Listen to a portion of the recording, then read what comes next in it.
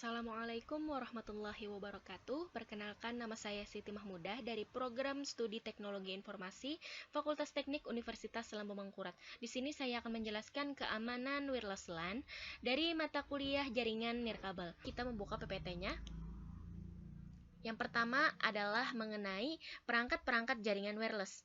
Dalam perangkat-perangkat jaringan wireless terdapat 7 poin. Yang pertama adalah access point, yang kedua adalah antena omni, yang ketiga kabel fictile atau kabel jumper, yang keempat adalah VOE atau Voice over Ethernet, yang kelima adalah kabel UTP atau STP, yang keenam penangkal petir atau lightning arrester, yang ketujuh adalah tower. Selanjutnya adalah mengenai tipe-tipe dari jaringan wireless. Tipe-tipenya dari jaringan wireless terdapat 4. Yang pertama adalah Wireless Personal Area Network atau WPAN. Jaringan wireless dengan jangkauan area yang kecil, wilayah yang dapat dijangkau oleh WPAN dapat mencapai 10 meter. Jadi apabila jangkauannya itu 10 meter, bisa disebut sebagai jaringan dari Wireless Personal Area Network. Yang kedua adalah Wireless Local Area Network atau WLAN atau bisa disebut sebagai Wi-Fi. Nah, memiliki jangkauan yang lebih luas dibandingkan WPAN. Biasanya, pemakai membangun koneksi di dalam lingkungan sendiri, misalnya satu bangunan, perusahaan, atau gedung kampus. Yang ketiga, Wireless Metropolitan Area Network atau WMAN. WMAN adalah jangkauan wireless network yang menghubungkan beberapa jaringan WLAN. Nah, memungkinkan para pemakai membangun koneksi nirkabel di antara sejumlah lokasi dalam suatu daerah metropolitan. Yang keempat adalah Wireless Wide Area Network atau WWAN. WWAN adalah jaringan wireless yang menjangkau area luas. Koneksi tersebut dapat berlangsung di daerah yang sangat luas seperti kota atau negara. Selanjutnya saya akan menjelaskan mengenai protokol pada jaringan wireless. Yang pertama ada IEEE 802.11. Protokol ini bekerja pada frekuensi 2,4 Hz dengan kemampuan transfer bandwidth 2 Mbps. Yang kedua yaitu IEEE 802.11a menggunakan protokol data link layer dan format yang sama dengan standar aslinya 802.11. Standar jaringan ini bekerja pada frekuensi 5 Hz dan transfer bandwidth hingga 54 Mbps. Yang ketiga adalah IEEE 802.11b. Yang ketiga IEEE 802.11b bekerja pada frekuensi 2,4 Hz dan memiliki kecepatan transfer 11 Mbps. Yang keempat adalah IEEE 802.11g bekerja pada frekuensi 2,4 Hz. Dan yang kelima yaitu IEEE 802.11n digunakan sebagai standar jaringan wireless pada device sehingga saat ini perangkat ini merupakan pembaharuan dari standar yang sebelumnya dengan frekuensi 2 band 2,4 Hz dan 5 Hz dapat mentransfer data hingga pada kecepatan dari 54 Mbps hingga 600 Mbps. Yang keenam ada IEEE 802.11ac. Standar ini juga kompabilitas dengan standar 802.11b atau G atau N dan juga mendukung bandwidth hingga 1300 Mbps yang berjalan pada frekuensi 5 Hz juga 450 Mbps pada frekuensi 2,4 Hz. Selanjutnya lebih aman jaringan kabel atau jaringan wireless dari sisi keamanan. Dari sisi security, lebih aman memakai jaringan kabel karena jaringan kabel memiliki perlindungan fisik berbeda dengan jaringan nirkabel. Yang tidak memiliki perlindungan fisik, jaringan nirkabel menyalurkan data melalui listrik standar, sedangkan jaringan nirkabel menggunakan frekuensi radio yang dipancarkan. Menurut saya, dari sisi keamanan, lebih aman memakai jaringan kabel karena data yang disalurkan akan jauh lebih aman karena dilindungi oleh lindungan fisik dan disalurkan oleh listrik standar yang tidak berbahaya untuk keamanan data. Selanjutnya adalah menjelaskan mengenai serangan-serangan pada jaringan wireless LAN. Yang pertama ada MAC address spoofing. Metode penyerangan ini Metode penyerangan ini dilakukan dengan cara memalsukan atau menggunakan MAC address dari sebuah komputer. Yang kedua adalah WEP attack. Serangan ini merupakan metode yang cukup populer digunakan di banyak hotspot. Sebab boleh jadi karena metode pengamanan WEP kini sudah menjadi pengamanan default dalam setiap access point yang ada di pasaran. Yang ketiga, man in the middle attack. Metode penyerangan ini memang tidak mudah. Penyerangan dengan keahliannya akan mencegat data yang lewat dari dua titik. Misalnya dari access point ke klien atau sebaliknya, lalu meracuni salah satunya.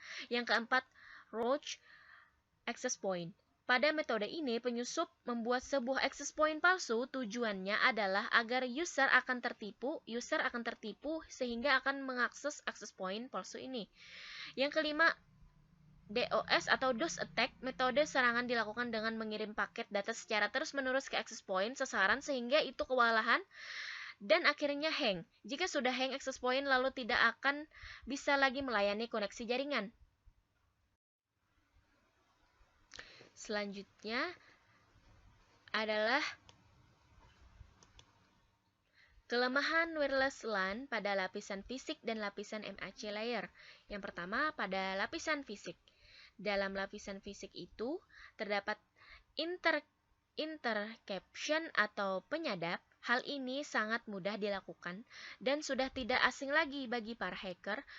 Berbagai tools dengan mudah diperoleh di internet. Berbagai teknik kriptografi dapat dibongkar oleh tools tersebut. Yang kedua adalah injection. Pada saat transmisi melalui radio dimungkinkan dilakukan injection karena berbagai kelemahan pada cara kerja Wi-Fi di mana tidak ada proses validasi siapa yang sedang terhubung atau siapa yang memutuskan koneksi saat itu. Yang selanjutnya ada jamming. Jamming terjadi karena frekuensi yang digunakan cukup sempit sehingga penggunaan kembali channel sulit dilakukan pada area yang padat jaringan nirkabelnya. Selanjutnya yaitu locating mobile node. Dengan berbagai software, setiap orang mampu melakukan wireless site survey dan mendapatkan informasi posisi letak setiap Wi-Fi dan beragam konfigurasi masing-masing. Yang selanjutnya adalah access control. Dalam membangun jaringan wireless perlu didesain agar dapat memisahkan node atau host yang dapat dipercaya dan host yang tidak dapat dipercaya. Selanjutnya ada hijacking. Serangan MITM atau man in the middle yang dapat terjadi pada wireless karena berbagai kelemahan protokol. Yang selanjutnya adalah kita membahas mengenai kelemahannya pada lapisan MAC atau data layer. Pada lapisan ini terdapat kelemahan yakni jika sudah terlalu banyak node atau klien yang menggunakan channel yang sama dan terhubung pada AP yang sama, maka bandwidth yang mampu dilewatkan akan menurun.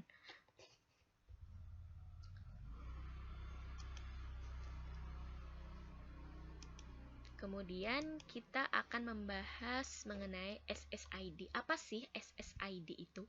SSID atau Service Set Identifier adalah tempat mengisi nama dari access point yang akan disetting apabila klien komputer sedang mengakses kita, misalnya dengan menggunakan super scan, maka nama yang akan timbul adalah nama SSID yang diisikan tersebut. Nah, selanjutnya kita membahas mengenai perbedaan WIP, WPA, dan WPA2. Yang pertama adalah WIP, adalah security untuk wireless yang agak lama. Jenis security ini mudah untuk di-crack atau disadap orang luar atau suatu metode pengamanan jaringan nirkabel atau wireless. WIP menggunakan 64 bit dan 128 bit. WIP hanya boleh memasukkan 0 sampai 9 dan A sampai F atau heksadesimal. Yang kedua adalah WPA. Adalah security yang mudah update dari WEP. WPA-SPK mempunyai decryption yang ada pada WEP. WPA akan dengan mudah dipecahkan dalam waktu yang lebih cepat.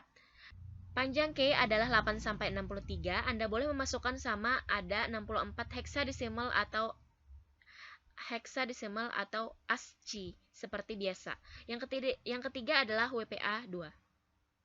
Adalah security terbaru untuk wireless dan lebih mudah dari WEP dan WPA SPK, tetapi masih bisa untuk di-crack atau disadap, tetapi sangat memakan banyak waktu.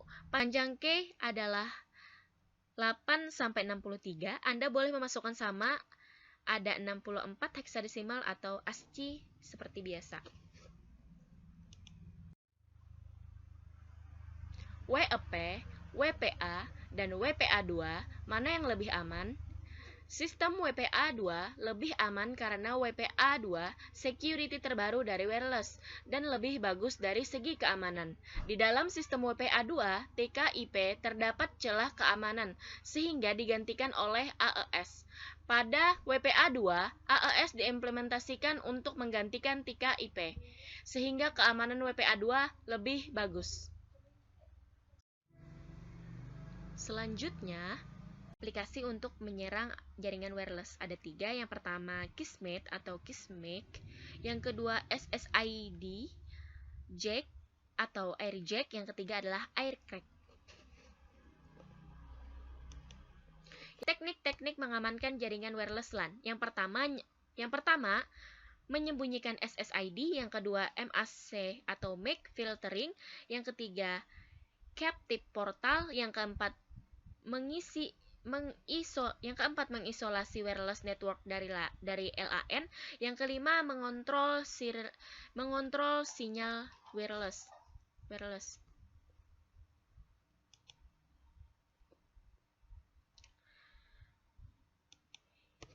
Aplikasi untuk mengamankan jaringan wireless. Yang pertama adalah Hidden SSID, yang kedua MAC atau MAC filtering, yang ketiga WEP atau Wired Equivalent Privacy, yang keempat Wi-Fi Protected Access atau WPA dan WPA2, yang kelima WPA2 Radius atau WPA Interface. Selanjutnya yaitu rekomendasi pengamanan jaringan wireless. Yang pertama adalah WEP, yang kedua WPA, yang ketiga WPA2, yang keempat MAC atau MAC filter, yang kelima menggunakan enkripsi, yang kelima menggunakan enkripsi, yang keenam enkripsi kuat, yang ketujuh ganti password administrator standar, yang ke-8 matikan SSID broadcasting, yang ke-9 matikan AP saat tidak dipakai, yang 10 adalah ubah default SSID, yang ke-11 memakai MAC atau MAC filtering, yang ke-12 mengisolasi wireless network dari LAN atau LAN, 13 mengontrol signal wireless, yang ke-14 memancarkan gelombang pada frekuensi yang berbeda.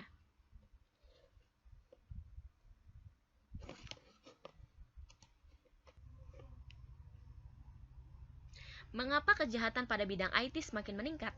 IT sekarang sangat maju dan kebutuhan serta persaingan semakin gencar-gencarnya. Maka dari itu, untuk menjatuhkan seseorang bisa dari arah mana saja. Contohnya, persaingan antara perusahaan atau instansi yang berdiri pastinya memiliki data yang penting. Maka dari itu, orang yang memiliki tujuan pribadi biasa menjalankan aksinya melalui serangan-serangan atau pencurian data melalui kejahatan dunia maya. Untuk melakukan aksi yang diinginkan dengan begitu bisa membuat orang merasa rugi dan yang melakukan aksi untung tanpa harus beradu fisik dan kemampuan. Itulah tadi adalah penjelasan mengenai keamanan wireless LAN. Salah dan hilapnya mohon maaf. Saya tutup. Assalamualaikum warahmatullahi wabarakatuh.